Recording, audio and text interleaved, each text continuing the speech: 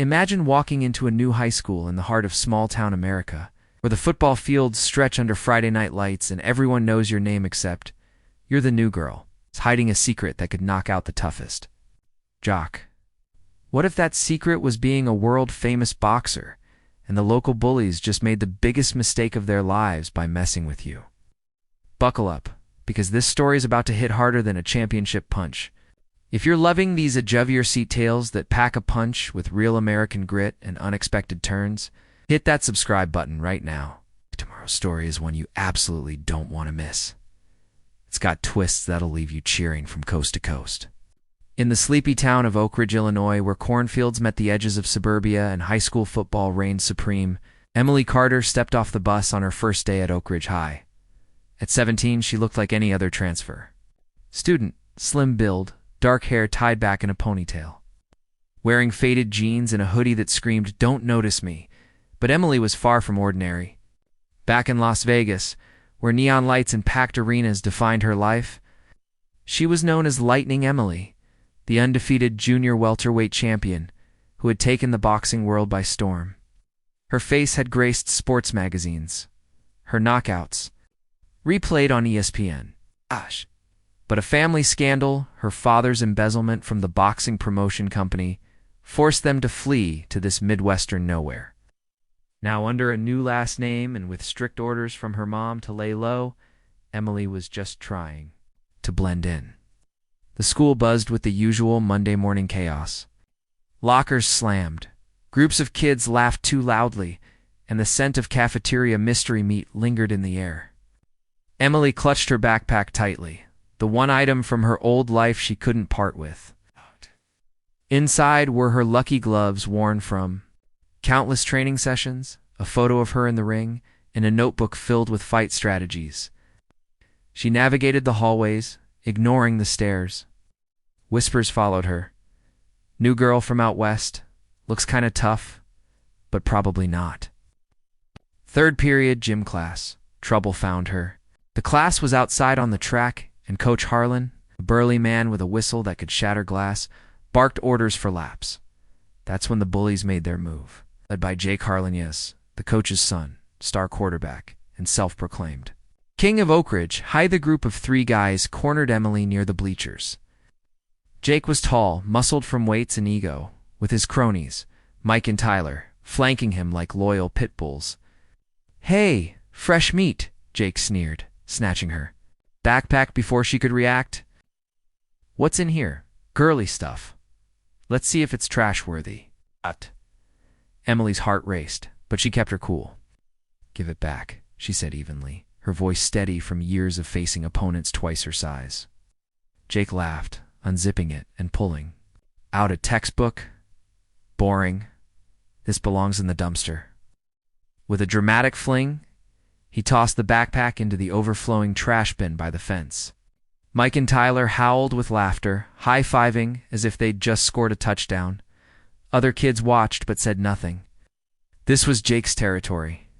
Emily felt a surge of anger, but she remembered her mom's words. No fighting, no attention. She walked over, fished out the backpack, now smeared with ketchup packets and soda stains, and slung it over her shoulder. "Real mature," she muttered, turning away. Word spread like wildfire. By lunch, everyone knew about the new girls. Humiliation.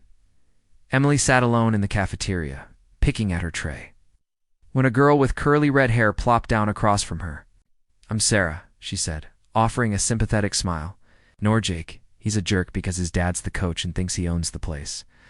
But hey, welcome to Oakidge." Sarah became Emily's first friend, explaining the school dynamics. Jake's gang ruled through intimidation, especially targeting newcomers. But Emily had bigger worries. That afternoon, in English class, she overheard Jake bragging about it. She didn't even fight back. Total wimp. Little did they know, Emily wasn't a wimp. That night, at home in their rented bungalow, she shot in the basement, her fists cutting the air with precision. Her mom, Karen, watched from the stairs. "You okay, kiddo? I heard about the backpack." "I'm fine," Emily lied. But the incident gnawed at her. She missed the ring, the adrenaline, the respect. The next day escalated. Jake's crew ambushed her after school near the parking lot. Round 2, new girl. Tyler grabbed the backpack again, this time rifling through it. He pulled out the gloves. "What are these? Boxing gloves? You think you're tough?" Jake smirked. "Let's see you use 'em." He shoved her, and the backpack went flying into a nearby trash can again. Emily's patience snapped. "You have no idea who you're messing with," she warned, her stance shifting subtly feet apart, weight balanced. Mike laughed. "Oh yeah, prove it." Before she could respond, a teacher rounded the corner, breaking it up. But the damage was done. The gloves were out, literally. Rumors flew. New girl boxes? Like for real? Emily retrieved her stuff, but now her secret teetered. That evening, she confided in Sarah over texts. "Those gloves are from my old life. I used to compete." Sarah's response, "Whoa, like amateur stuff?" "More than that," Emily admitted vaguely. Oh, meanwhile, Jake wasn't done. His ego bruised by her calm demeanor, he planned something bigger. Oakidge High had an underground fight club, nothing official, just kids settling scores in an abandoned barn on the outskirts. Jake decided to challenge her there, spreading the word "new girl versus me." Let's see if she shows. Emily got the invite via note in her locker. She crumpled it, but curiosity and a need to reclaim her power pulled her in. One fight, she told herself, then back to normal. The barn was packed that Friday night, kids from school huddled under dim lights, the air thick with excitement and hay dust. Jake strutted in, shirtless, flexing for the crowd. "Where's the wimp?" Emily arrived last, slipping through the back in her hoodie. She pulled it off, revealing a tank top and her gloves. Gasps rippled through the crowd as some recognized her from viral fight clips they'd seen online. "Is that ... Lightning Emily?" "Who?" She stepped into the makeshift ring, a circle of hay bales. "You wanted a fight? You've got one?" The bout started. Jake swung wildly, football strength behind his punches. Emily dodged effortlessly, her footwork a dance honed in professional rings. She countered with a jab, snapping his head back. The crowd cheered. Twist one. Jake wasn't just a bully, he was desperate. His dad pressured him to be the best, and losing face would crush him. Emily held back, not wanting to hurt him badly. But Jake landed a lucky hit, grazing her cheek. Anger flared. She unleashed a combination hook, uppercut that sent him sprawling. Victory. But as she helped him up, "Twist two," Jake whispered. "I know your secret. My uncle's a cop in Vegas. He told me about your dad." Emily's world tilted. "How?" Turns out Coach Harlan had family ties to law enforcement, and Jake had snooped after seeing the gloves. "If you don't throw the next fight, I'll expose you." There was a next fight? The underground club had ties to a local promoter scouting talent for a regional tournament. Emily was now in deep. Over the weekend, she trained harder, confiding in Sarah, who became her ally. "We can turn this around," Sarah said. They researched. Jake's threats were empty. Her family's relocation was legal protection. But twist three. Emily discovered Jake wasn't the real villain. His cronies, Mike and Tyler, were dealing steroids at school, using Jake as a front. The backpack incident. They were searching for evidence Emily might have. Rumors said she came from a shady background. Monday brought confrontation. The hallway Mike cornered her. "Stay out of our business, boxer girl." Emily pieced it together. The trashings were searches. Her notebook had fight notes, but they thought it was something else, perhaps linked to her dad's scandal, the story built to the tournament. Oakidge hosted a charity boxing event, sanctioned, to raise funds for the football team. Jake entered, challenging Emily publicly. "Let's make it official," she agreed, seeing a chance to end it. Training montages filled her days, running through cornfields at dawn, sparring with a makeshift bag in the basement. Sarah helped, timing her. Twist four. On fight night, under gym lights, with the whole town watching, Emily learned Jake was doped up. Mike had slipped him steroids to ensure victory. The bell rang. Jake came out aggressive, unnaturally strong. Emily took hits, bruising, but her skills shone. She evaded, countered, wearing him down. In the third round, Jake collapsed not from her punches, but overdose effects. Paramedics rushed in.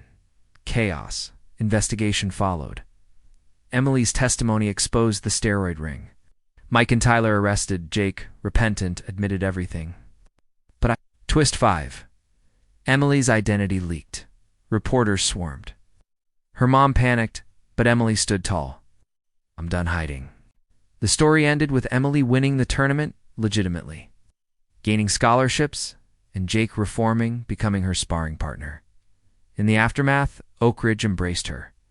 She walked the halls a hero, backpack secure. Years later, at a pro fight in Vegas, she looked back on that trash bin as the start of her real comeback. As the dust settled from the tournament, Emily found herself thrust into a whirlwind of newfound fame within the tight-knit community of Oakidge, a place where secrets rarely stayed buried for long and where the echoes of high school drama could reverberate like the tolling of the Old Town bell on Main Street.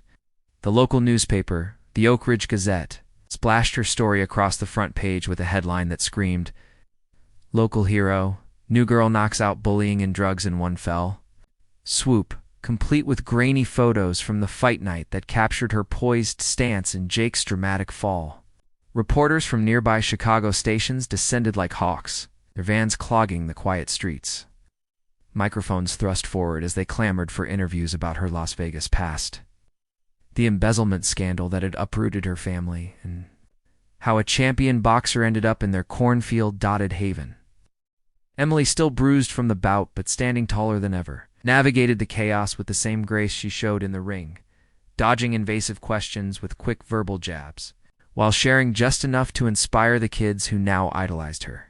Sarah, her steadfast friend, became her unofficial manager, fielding calls and organizing an impromptu press conference at the school auditorium where Emily spoke about resilience, the dangers of steroids ripping through youth sports across America, and how bullying wasn't just playground antics, but a symptom of deeper pressures like those Jake faced from his overbearing father. Coach Harlan, red-faced and humbled, issued a public apology, stepping down temporarily amid the scandal, which uncovered not just the drug ring but whispers of favoritism that had plagued the football program for years. Jake, recovering in the hospital from the steroid overdose that could have been fatal, reached out via a handwritten letter smuggled by Sarah, confessing his regrets and revealing how Mike and Tyler had manipulated him with promises of unbreakable strength to secure his spot as quarterback king. This twist deepened Emily's empathy. She visited him not as an enemy, but as a fellow fighter battered by life's unfair rounds, sharing stories of her own falls in the ring and how getting back up defined champions. The town rallied, organizing a fundraiser not just for the football team but for anti-bullying programs and youth boxing clinics.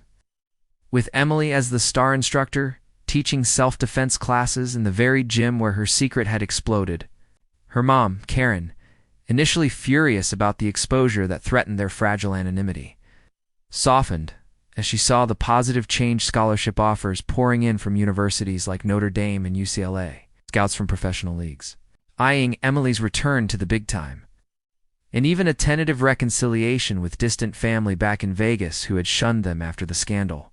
But amid the celebrations, a darker undercurrent emerged. Anonymous threats slipped under their door, hinting at unfinished business from her father's past, perhaps old associates seeking revenge or hidden assets. Emily, undeterred, ramped up her training, turning the basement into a full-fledged gym with donated equipment from grateful townsfolk, her lucky gloves now symbols of triumph rather than hidden shame. Sarah dug deeper, uncovering that Mike and Tyler's steroid operation had ties to a larger network spanning Illinois and beyond, prompting a federal investigation that rocked the state athletic associations. Through it all, Emily reflected on her journey from the neon glare of Vegas arenas to the golden hues of Midwestern sunsets over endless fields, realizing that true strength wasn't just in her fists but in forging alliances, exposing truths, and inspiring a community to punch above its weight. As spring turned to summer, with graduation looming, Emily stood on the school steps, backpack slung confidently, ready for whatever round came next. Her story a testament to how one tossed belonging could spark a revolution in a small American town. Which part of the country are you watching from? Drop a comment below. I'd love to hear.